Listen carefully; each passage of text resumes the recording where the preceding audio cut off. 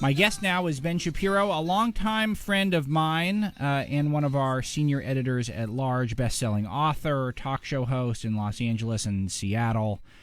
You can find Ben pretty much everywhere conservative media is prolific. Ben will be there. And so, thusly, maybe our best-known personality at the Breitbart Network. And he's someone I've been able to call a friend for a long time. Thanks for joining me today, Ben.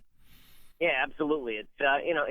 It's good to be friends, Alex, and it'll be a little less fun to be friends when we're both in the gulag together. But given the direction of the country, that's coming soon. We're heretics, according to the Pope and someone who's even bigger than the Pope, Anthony Kennedy. That's exactly right. I mean, when Anthony Kennedy declared himself God the other day, it came as a shock to me.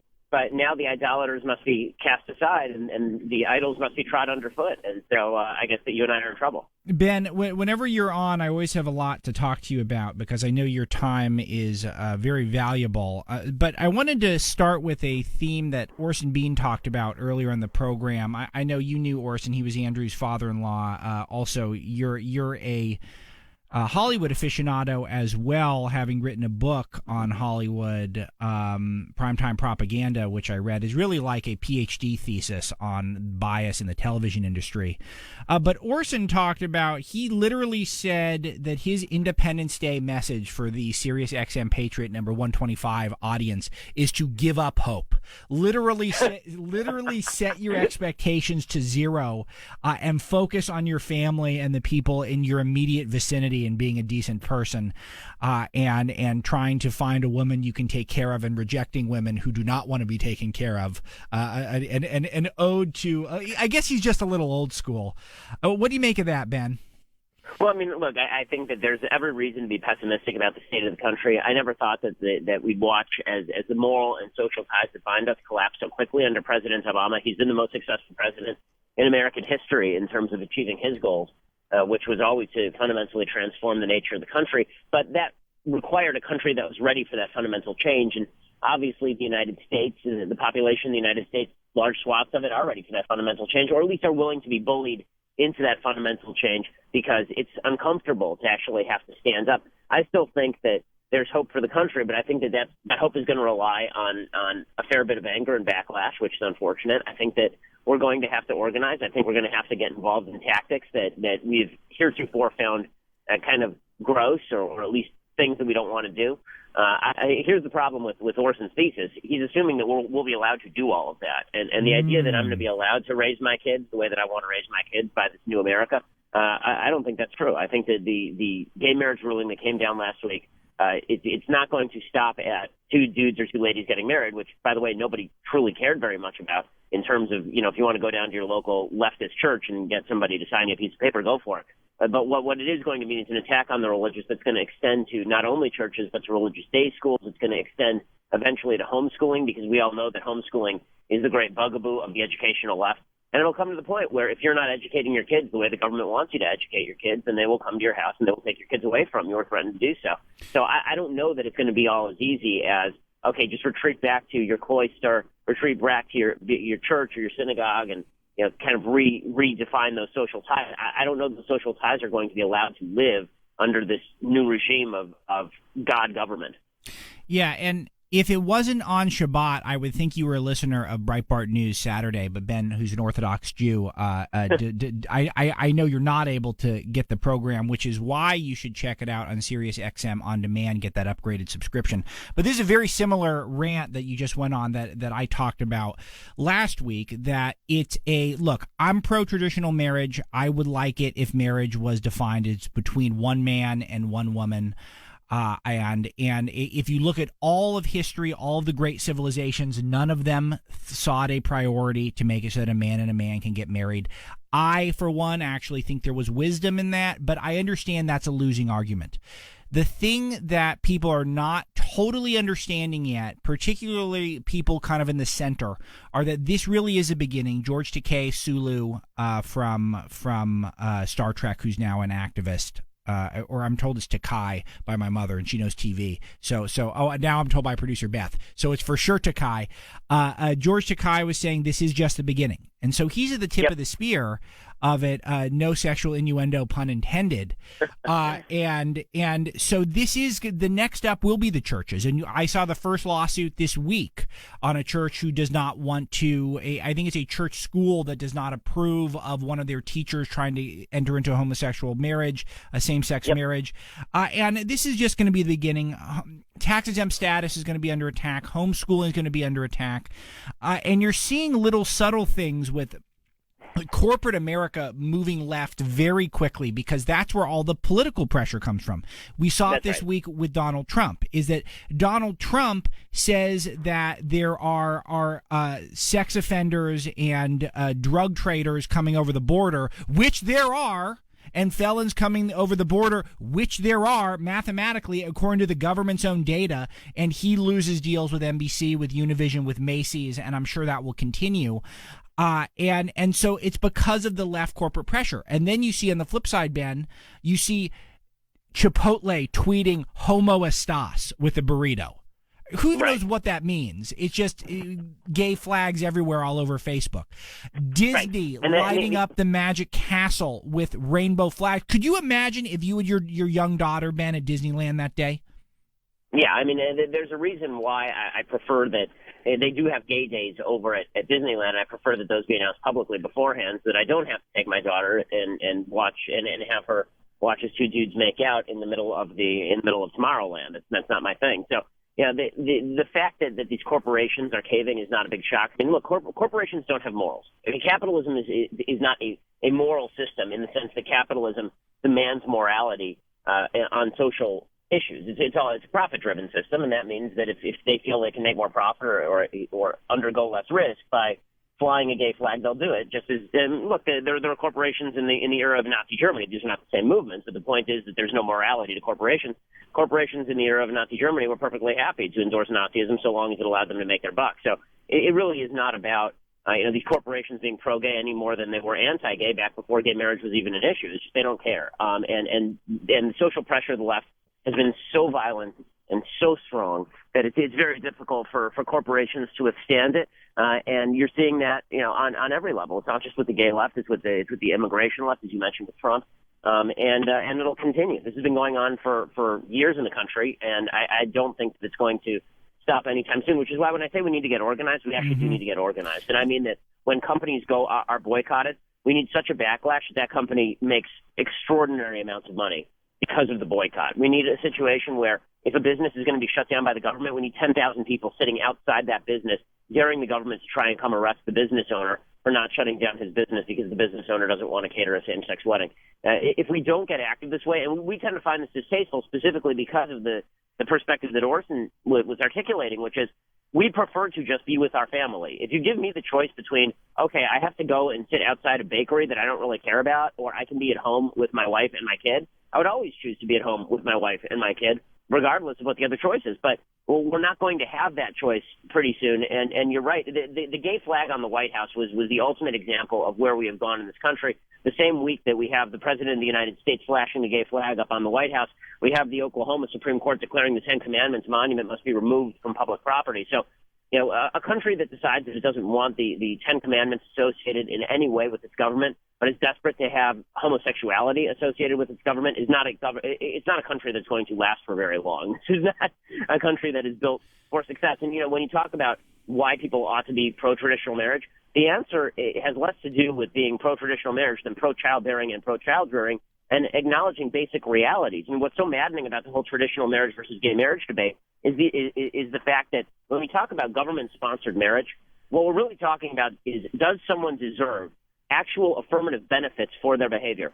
Please, somebody needs to explain to me why the government has any interest whatsoever in whether two dudes are having sex with each other. Why does that add anything to the public discourse, the public debate, or the public wealth? What is that? Look, I don't care whether you do it, but to suggest that I ought to give you some sort of tax benefit for doing that is patently insane. I mean, there's at least a case to be made, not a case with which I agree, by the way, but there at least is a case to be made that we ought to reward you for having children But Right. it's very difficult to say we ought to reward you because you're having sex with somebody who's a member of the same sex. That's odd. Yeah, but it's all pandering. It's pandering to these same forces that are bullying the corporations. It's pandering to voters, particularly young, uninformed voters, the type of voters who gave us Barack Obama. And it's the sort of thing where the left can shamelessly pander to their voter base, but the right won't pander to ours. And we talked about this in terms of, well, this is your whole bigger point about organization and tactics, where the left, who has terrible ideas, and you can't name one country that has actually gotten better and gotten stronger and gotten more powerful and has gotten more prosperous because of implementing left-wing values, yet the left is so unbelievably organized. And so when we talk about immigration, for example, we know the stats are 4-1 immigrants end up voting Democrat. Okay, so we're taking, and we know that the poor end up voting Democrat, people who get government benefits. So what do we do as a Republican Party? Most of the Republican Party is completely content to have an open border so that people either will come over illegally and eventually start voting, like in Arizona, where it was determined that you do not need to prove citizenship in order to vote, or they'll have kids here and they'll end up voting and staying on the dole and then voting Democrat. So we know it's 4-1 Democrats of new immigrants who vote. Yet the Republicans won't stand up and say, I oppose illegal immigration, because these people end up voting Democrat and voting in policies that are hurting our country. And so, but we don't say that. We have to give some sort of mealy-mouthed answer. Those of us who want a closed border, and most of us don't even want it in the Republican Party. So it's very exasperating when we're losing the tactic game by as wide of a margin as we are. Yeah, I think that there is something to that. I think there's also something to the idea that, as you say, we are not loud and proud about our own identity and why we're right and why we're superior. The left is very loud about why they're superior, and they are. It's a superiority complex. You're a better human being if you fly the gay rights flag than if you have a cross in your home. You're a better human being for that. You're a superior human being for that. And people who are Christians fear, okay, well, if I put a cross up anywhere in public, then people might be offended. Well, I mean, I'm sorry, but you need to rethink your perspective. If you're a Christian and you don't believe that you're leading a superior lifestyle, or if you're an Orthodox Jew and you don't believe that you're leading a lifestyle or promulgating a set of morals that makes the country a better place, then please just quit, because you're not doing anybody any good. For conservatives to take this sort of libertarian perspective to let 1,000 flowers bloom, that's all very nice, except for the fact that the left is not interested in letting 1,000 flowers bloom. The left can only succeed when, as Orwell put it in 1984, their symbol becomes a boot on the face of humanity forever. That is the basic notion here. Here's the difference between conservatism and libertarianism in a nutshell. Libertarianism assumes that people are always going to have the social capital, meaning the social ties that bind us together that allow us to trust each other, so you don't need government anywhere. And I believe you don't really need government anywhere, but I also believe that you need the social ties that bind. Libertarianism says you don't even need those social ties. The social institutions like the church, they put too much pressure on us, and we really don't need those, and they're problematic. Conservatives say you need the social ties in order so that you can have less government. The left is fully on board with the libertarians, but they're more realistic. They believe that once the social ties go away, government can fill that gap, which, of course, is their end goal in the first place. But what we really need to do as a conservative party is we need to start shaming people on the other side. We need to make people feel bad, and it sounds mean and nasty. We need to make people feel bad about holding the perspectives that they hold, because they should feel bad about holding the perspectives that they hold. This is how the left has won. They didn't win because they convinced conservatives to abandon their ideology. They won by going to the people who are not conservatives and not leftists and saying to them, well, it's more convenient for you to side with us than it is for you to side with conservatives, because we'll leave you alone and we won't bash you and we won't bother your business.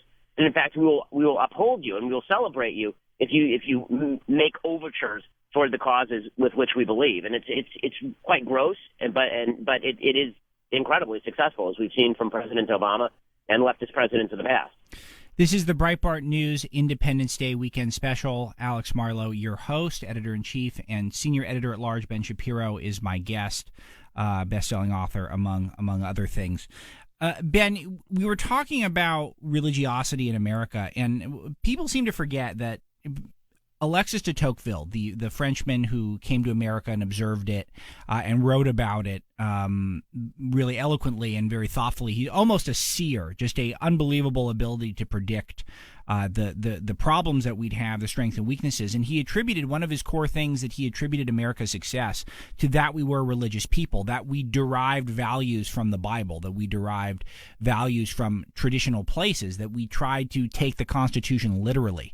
The things where we had the precepts that we were attempting to honor. And yes, we wouldn't get there all the time, but we would try. And so now what we're doing is we're literally removing any sort of Christian influence. There's a movement to take God off of our coins, or to take God out of the Pledge of Allegiance. Our president himself has avoided using it from time to time in the past. And so the question that I have, and I think this is one that you would agree is an important one, is where do our values, where are they supposed to come from? Justice Anthony Kennedy said in his decision that on the same-sex marriage case, where he created a fundamental right for a man to marry another man that somehow existed in the 14th Amendment and to our Constitution, and no one noticed it for 275 some odd years. When he created that, he was essentially saying that he is giving us a new value, because that is a value to him, and it's a value to the American left, who puts unbelievable amounts of pressure on people.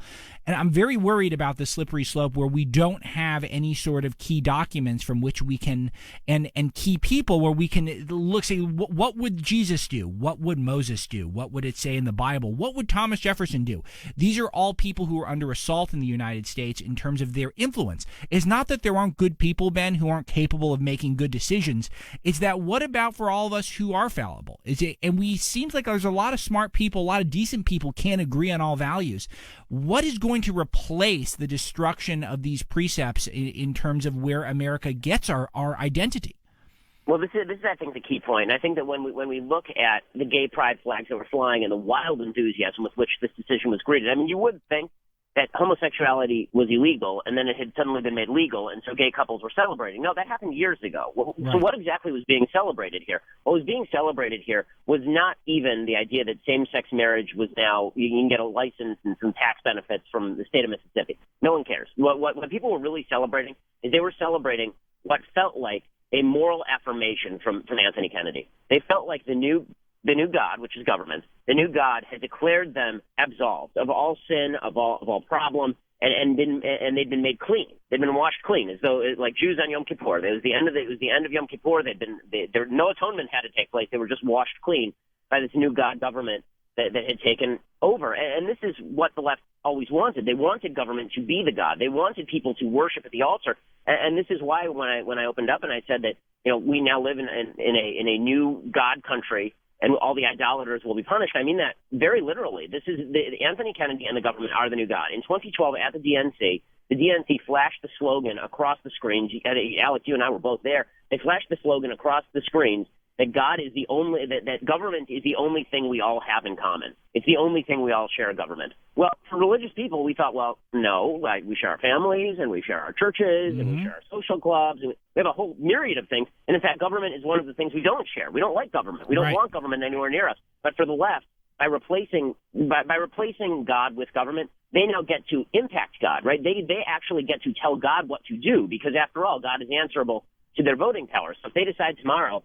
that they want to do whatever they want to do, and now government signs off on it, it's not just that it's legal, it is now moral. And this is what the left has done in a major way, and it's going to have dramatic ramifications, because once you get rid of all the institutions, the reason religion is truly important, beyond the moral precepts that it teaches, is that religion ties us together. We spend time with one another, we share a set of values, we share a set of precepts, we share a commonality that can't be broken by any intervening force. Once you get rid of that, the question becomes, why should I trust my neighbor? I mean, really, on a very basic level, why should I trust the guy who lives next door to me? Well, right now, I trust the guy who lives next door to me because I know the guy. He goes to the same synagogue that I do. We speak the same language. We share the same history. We share basically the same culture. Right? We share all of these things. The left has taken these on one by one. It's ripping away history. It's telling us that history is no longer history and it must be destroyed because history is divisive. They've told us that there's no such thing as culture because multiculturalism has taken over. They've told us that we don't have language in common. Not only do people not have to speak English, even if we do speak English, words have no meaning anymore, according to the Supreme Court. It just means whatever the left wants it to mean. Man does not even mean man anymore. Woman doesn't mean woman anymore. The most basic terminology. state doesn't mean state. Right. You can identify as whatever race you want. You can identify as whatever gender. Even if the law says state in it, that can be identified as the federal government. Exactly. Ben, we got to take a break here. Hang on with me. The Breitbart News Independence Day weekend special with Alex Marlow. More in a bit.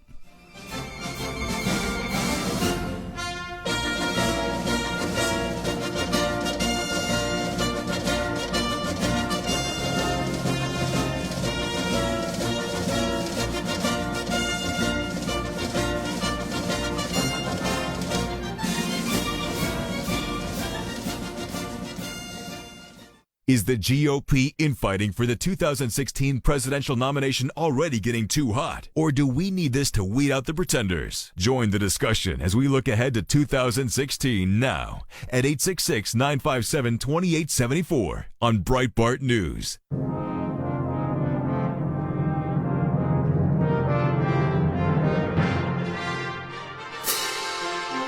Welcome back. The Breitbart News Independence Day weekend special with your host, Alex Marlow. On the line with me still is Ben Shapiro, senior editor-at-large, talk show host, best-selling author, and one of our most popular writers. Ben, you wrote a piece that I have a feeling we're going to be discussing a lot on the show today, earlier in the week. It's about a poll that your headline, which I think is a very good one, is Obama Millennials Want to Leave the America They Created. Can you just give me an overview of what the poll was and what your argument was in the piece?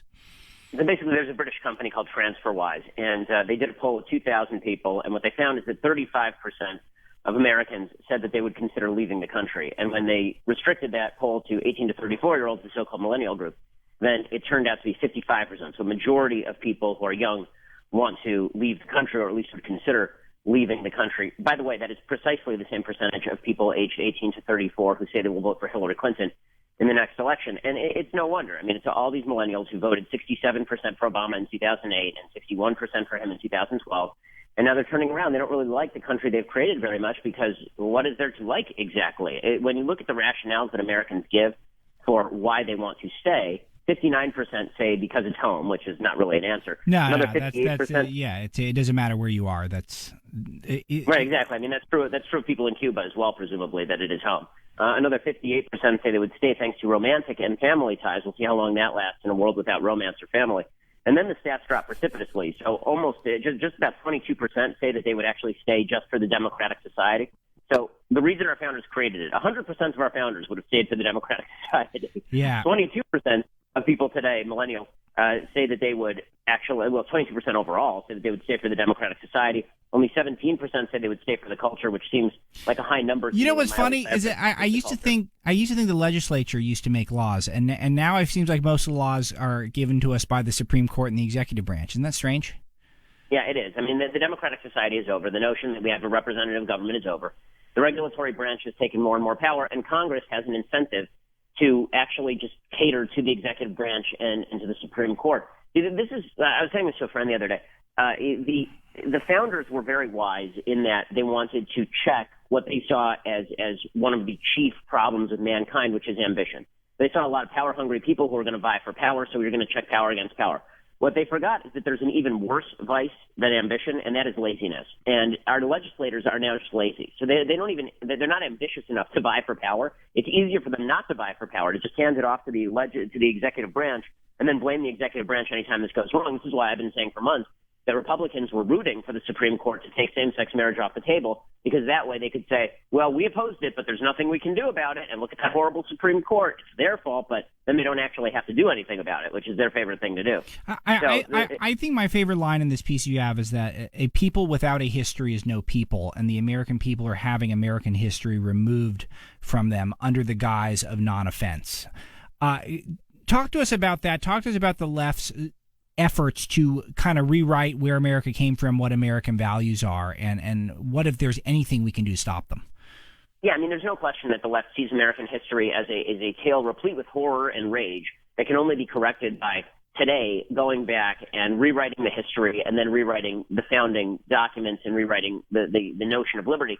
You know, the fact is that you either see America's sins as springing from a failure to live up to our ideals, or you see America's sins as springing from its ideals. The right sees American sins, slavery, Jim Crow, and the bigotry, all these things springing from a failure to live up to the founding ideals, the ideals laid out in the Declaration of Independence. The left sees them as inherent facets of our founding ideals. Right. The Declaration of Independence is rife with inequality, rife with racism, rife with sexism, rife with all of these evils, and thus we have to tear everything out root and branch. And so that's what they're doing right now. That's why this whole deal about the Confederate flag, I'm just wondering, was there anybody in the country where the Confederate flag was in their top 100 issues 3 weeks ago? And I'm talking about including black folks. Was there anybody in the country where this was like the top of their list of great evils? Right. In the aftermath of that shooting in South Carolina, 100% of Americans, because Dylan Stormroof had been arrested, 100% of free Americans believed that Dylan Stormroof was an evil racist and what happened was awful, and thought that racism was a tremendous evil that must be wiped out. Even most of the racists. I mean, you couldn't even find a racist group that would back him, going to that extreme.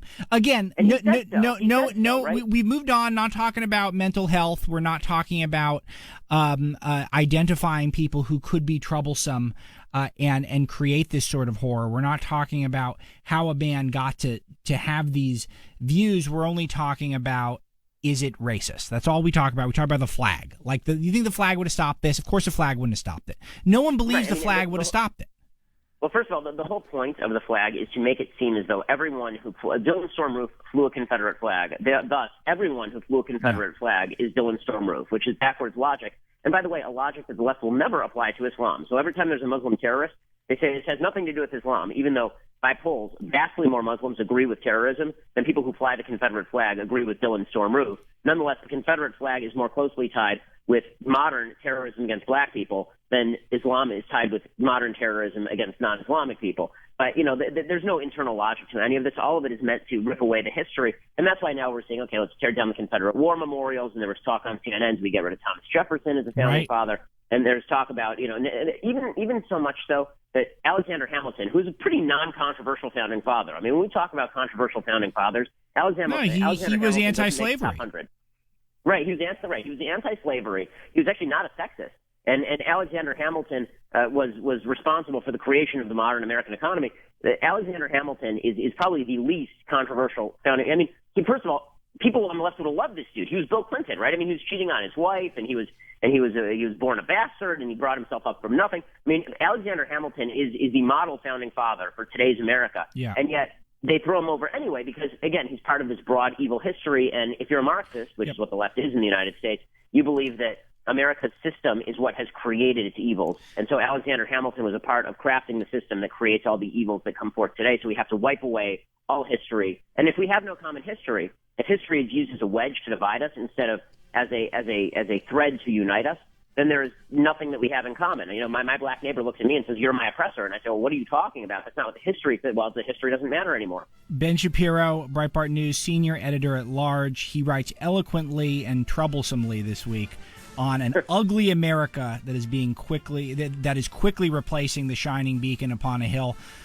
Dark days, folks, but we're fighting back together at Breitbart News and the Sirius XM Patriot channel, the Breitbart News Independence Day special.